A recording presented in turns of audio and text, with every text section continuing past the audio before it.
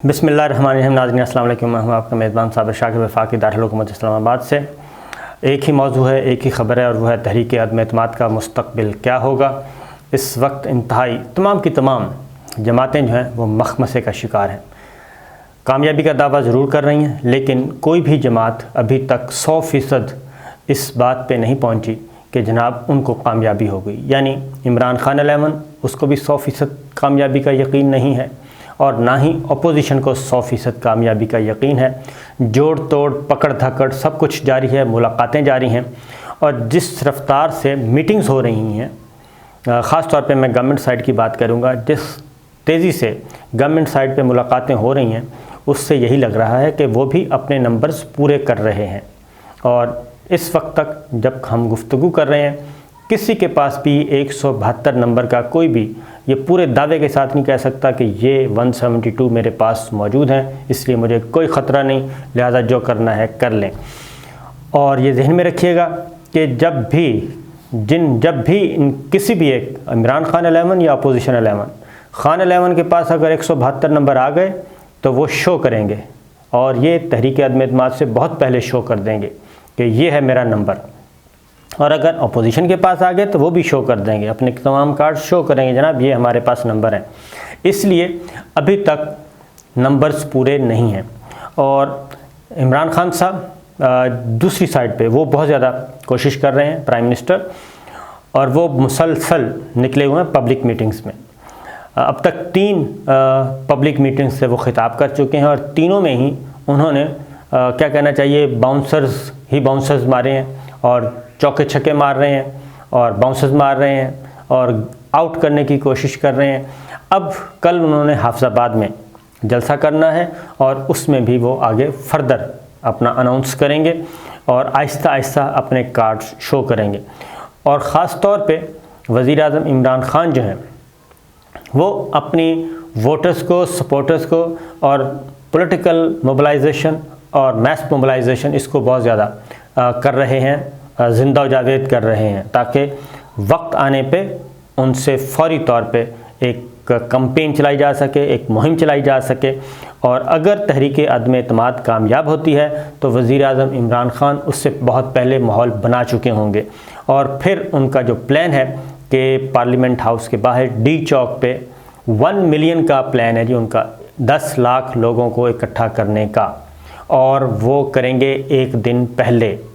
और अगर एक दिन पहले 10 लाख लोगों को लाया जाता है और वो यहाँ पे आते हैं तो जाहिर है उनकी जो वापसी जाने का है वो फिर फ़ैसला उस वक्त होगा। तो 1 मिलियन लोगों का इनका टारगेट है पीटीआई का, और उसके लिए उन्होंने ख़ास तौर पे जो करीब के शहर हैं रावलपिंडी, अटक, जेहलम, लाहौर, गुजरांवाला और खैबर पख्तूनख्वा, पेशावर, अब कोई रुकावट भी नहीं होगी किसी किस्म की कि उनको रोका जाएगा। या जैसे परवेज़ खटक साहब सीएम थे, वो लेके आ रहे थे, एहतजाज करने आ रहे थे इस्लामाबाद वज़ीर आला होते हुए, लेकिन उनको रोका गया था अटक पुल पे और मरकज़ में उनकी हुकूमत नहीं थी। अब ऐसा कोई मामला नहीं है, इसलिए 1 मिलियन लोग वो इकट्ठा करना चाहते हैं पाकिस्तान तहरीक इंसाफ डी चौक पे और ब्लू एरिया पे। यहाँ पे एक भरमार होगी, ये उनकी पूरी की पूरी तैयारियाँ हो चुकी हैं। और खैबर पख्तूनख्वा चैप्टर को ज़्यादा टारगेट दिया गया है कि खैबर पख्तूनख्वा से ज़्यादा लोग लेके आएँ और फिर इस्लामाबाद, पिंडी और इस 2 शहरों के ट्विन सिटीज़ से भी लोग निकाले जाएं ज़्यादा से ज़्यादा, और एक बहुत बड़ा इज्तिमा आम किया जाए। और उससे एक दिन पहले ही ये इनका इरादा है कि खैबर जो तहरीक अदम एतमाद, क्योंकि आइंदा हफ्ते प्रोग्राम है कि इजलास बुला लिया जाए और आइंदा हफ्ते 14 तारीख 15 तारीख को बुलाने का प्रोग्राम है, यानी कि बुध को इजलास बुलाने का इनका इरादा है। बुध, जुमेरात, जुमा 3 दिन के अंदर अंदर ये कज़िया ख़त्म हो जाएगा और ऊँट ने जिस करवट भी बैठना बैठ जाएगा। लेकिन उससे पहले पाकिस्तान तहरीक इंसाफ इमरान खान एक बहुत बड़े जलसे से ख़िताब करेंगे। एक तो ये है कि 1 मिलियन का टारगेट है। अब दूसरी जानिब आते हैं, बुज़दार साहब की तब्दीली की बात की गई कि बुज़दार साहब को तब्दील किया जा रहा है, तो मेरे पास इत्तला है कि अभी तक ऐसा कोई प्लान नहीं है और बुज़दार साहब की तब्दीली का, क्योंकि आखिरी वक्त तक वज़ीर आज़म इमरान ख़ान उस्मान बुज़दार साहब को बचाने की कोशिश करेंगे। और उसके लिए ज़रूरी है कि जो कमेटी बनाई है, ये कमेटी असल में डिवाइड एंड रूल के लिए है और सबको डिवाइड कर दें, किसी एक नाम पे इत्तफाक नहीं आएगा। और वज़ीर दाखिला शेख रशीद अहमद साहब ये कह चुके हैं कि 5 रुकनी जो जमात है, 5 मेंबर्स के बलबोते पे ब्लैकमेल किया जा रहा है और सीएमशिप मांगी जा रही है। तो मैं उस तरह का ब्लैकमेलर नहीं हूँ, मेरे पास 1 सीट है और मैं आखिरी दम तक वज़ीर आज़म इमरान ख़ान के साथ हूँ। वो बलूचिस्तान गए हुए हैं। उसका जवाब फिर वफाकी वज़ीर मोहन इस्लाही चौधरी परवेज़ इलाही साहब के साहबजादे उन्होंने दे दिया और उन्होंने कहा कि शायद शेख रशीद साहब जो हैं वो भूल गए हैं कि उन्हीं जमात के बुज़ुर्गों से स्टूडेंट लाइफ में पैसे वैसे लिया करते थे ख़र्चा चलाने के लिए। तो ये अब मामला इस हद तक पर्सनल भी हो गया है। उस्मान बुज़दार साहब डेली बेसिस पे मुलाकातें कर रहे हैं MPS से और वो 100 MPS से मुलाकात कर चुके हैं, 100 अरकान से, और उन सबको ये यकीन दिला रहे हैं कि जनाब फ़िक्र मत करें, हम कहीं नहीं जा रहे, हम यहाँ मौजूद हैं और आप अगले बजट के लिए अपनी जो तरक्याती स्कीमें हैं वो सबमिट करें कि अगले बजट में किस किस स्कीम को कितना कितना बजट आपको हल्के में तरक्याती चाहिए, उसकी बात करें। तो अरकान वहाँ पे खुश हैं और अरकान उनको रिस्पांस दे रहे हैं पॉजिटिव कि जनाब हम भी आपके साथ हैं। और जो MPS है वो क्या सोच रहे हैं, वो कहते हैं जनाब अभी तक तो सिचुएशन क्लियर ही नहीं है, क्योंकि नए नाम पे इत्तफाक होगा तो बुज़दार साहब जाएंगे, तो ऐसा कोई लग नहीं रहा। अलीम ख़ान वापस आ चुके हैं लंदन से मुलाकातें करके, वो जहांगीर तरीन से मिले हैं, यानी कि जहांगीर तरीन ग्रुप से मिले हैं इधर ओन चौधरी और दूसरे MPS MNS जो कि जहांगीर तरीन ग्रुप में शामिल हैं। दोनों ग्रुप अब एक हो चुके हैं, उनका एक इजलास हो चुका है। किसी एक नाम का उधर से भी कोई अभी इंदिया नहीं आया और पाकिस्तान मुस्लिम लीग काफ जो है वो अपने मखमसे का शिकार है, वो सीएमशिप चाहती है और उसके लिए वो कहते हैं कि जनाब जल्द अज जल्द फ़ैसला करें, अपोजिशन की तरफ ऑफ़र मौजूद है, आप बताएं।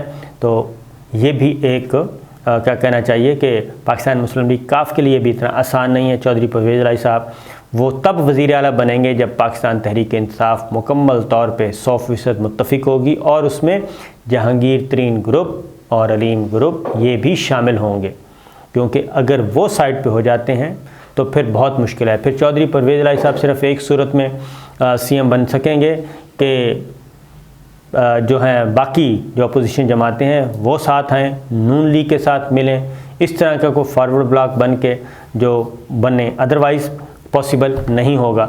तो उस्मान बुज़दार साहब और MPS क्या सोच रहे हैं, वो यही सोच रहे हैं कि जनाब अभी तक तो मौजूद है बुज़दार साहब और ये मार्च का महीना गुज़र रहा है, कोई ख़तरा नहीं है बुज़दार साहब को अभी तक, क्योंकि हटाना है तो उस्मान बुज़दार साहब इस्तीफ़ा दे सकते थे, ऐसा कुछ नहीं हुआ।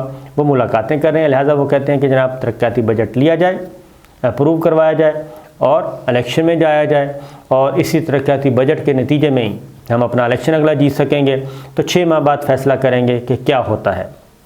तो ये तो एक चल रहा है मामला।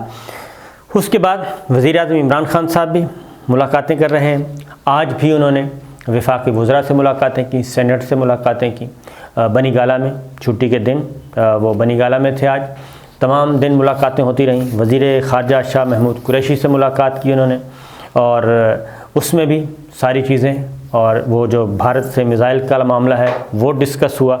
एक और काम होने जा रहा है और वो ये है कि क्योंकि गवर्नमेंट ने ये डिसाइड किया है और वो जो हमने आपको बताया था कि वो खतूत अब लिखे जा रहे हैं, अरकान कौमी असम्बली के लिए ड्राफ्ट तैयार कर लिया गया है और वो किसी वक्त भी PTI के अरकान कौमी असम्बली को वो खतूत भेज दिए जाएंगे और उसकी कापी जो है एक स्पीकर कौमी असम्बली असद कैसर साहब को भेज दी जाएगी, जिसके बाद 100% इस बात को यकीनी बनाया जाएगा कि जो बागी अरकान हैं पाकिस्तान तहरीक इंसाफ के, खा वो तरीन ग्रुप है, अलीम ग्रुप है या कोई और है या अपोजिशन ने कोई ख़रीदारी की हुई है, वो कोई भी मेंबर उस दिन वोट कास्ट ना कर सके और अगर वो वोट कास्ट करता है तो फिर उसका फ्लोर क्रॉसिंग की शिक पहले ही लगा दी जाए और उसके वोट को इनवैलिड करार दिया जाए, हाउस में ना पहुंचने दिया जाए। और उस दिन ये बात जहन में रखिए कि स्पीकर कौमी असम्बली जो है वो इस इजलास की सदारत करेंगे और वोट ऑफ नो कॉन्फिडेंस के सारे मामले को वो देख रहे होंगे, प्रेजाइडिंग ऑफिसर होंगे, वो बादशाह होंगे उस दिन।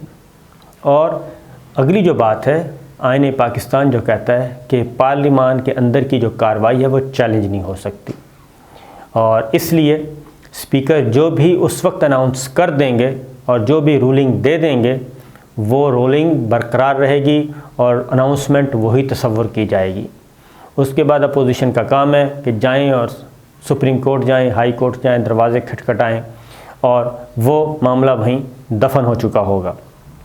बिल्कुल इसी तरीके से जब चेयरमैन सेनेट का इंतखाब हो रहा था, सादिक संजरानी साहब के मुकाबले में सैयद यूसुफ गिलानी साहब थे और 5-7 वोट जो मनसूख किए गए, उन्होंने कहा वोट मनसूख आप नहीं कर सकते, इनकी गिनती को हम चैलेंज करते हैं। तो सैयद मुजफ्फर शाह साहब थे, सेनेटर, वो प्रेजाइड कर रहे थे इजलास की, उन्होंने अनाउंस दिया, उन्होंने कहा जी ये वोट मैं कह रहा हूँ कैंसिल है, तो कैंसिल, सादिक संजरानी कामयाब। उस कार्रवाई को चैलेंज किया था इस्लामाबाद हाई कोर्ट में, इस्लामाबाद हाई कोर्ट ने उसको एंटरटेन नहीं किया था।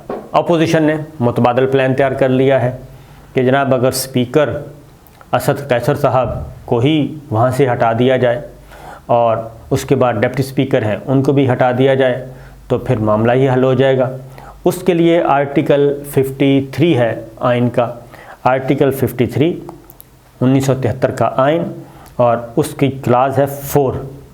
वो ये कहती है कि स्पीकर या डिप्टी स्पीकर इजलास की सदारत नहीं कर सकते असम्बली में, कौमी असम्बली में, और चेयर की सीट पे नहीं बैठ सकेंगे अगर इनके ख़िलाफ़ इनकी रिमूवल के लिए वोट ऑफ नो कॉन्फिडेंस आ जाए।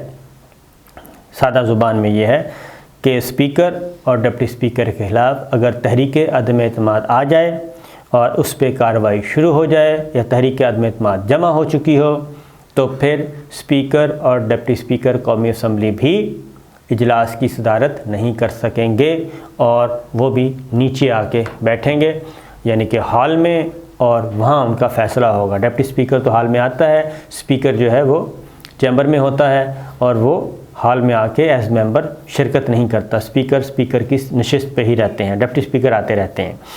तो लिहाजा ये मामला इस तरीके से हुआ है कि अब अपोजिशन ने स्पीकर और डिप्टी स्पीकर के ख़िलाफ़ भी तहरीक अदम एतमाद तैयार कर ली है, मेंबर्स के दस्तखत करवा लिए हैं, ताकि उस दिन ये स्पीकर और डिप्टी स्पीकर भी ना आएँ और इजलास की सदारत ना कर सकें और नीचे आएँ, बैठें, वोट शोट देना है तो दें, और फिर प्रिजाइडिंग अफसर कोई और होगा।